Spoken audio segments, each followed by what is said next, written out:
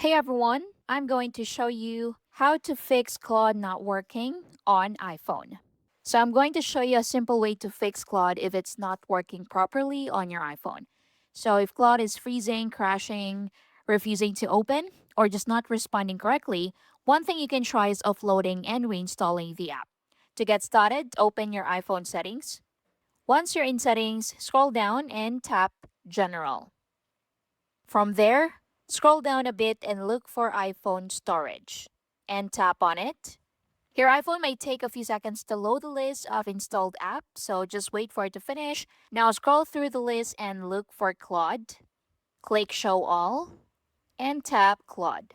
Once you find Claude, tap on it to open the app storage settings.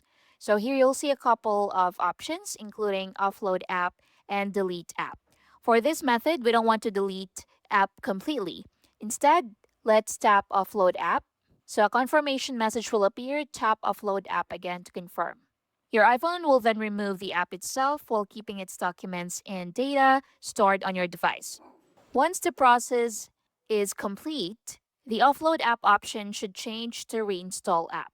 So go ahead and tap reinstall app, then give your iPhone a moment to download and reinstall Claude. Now, once the app has finished reinstalling, go back to your home screen and open Claude again.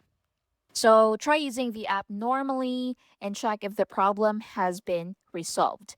This method can be helpful because it clears the app installation while keeping your existing documents and data rather than completely deleting everything. So if Claude still isn't working after trying this, you can also check that your iPhone is connected to a stable internet connection. So you can go to your iPhone settings, then select Wi-Fi and check if you're connected to a stable connection. You can also make sure if Claude and iOS are updated to the latest available version.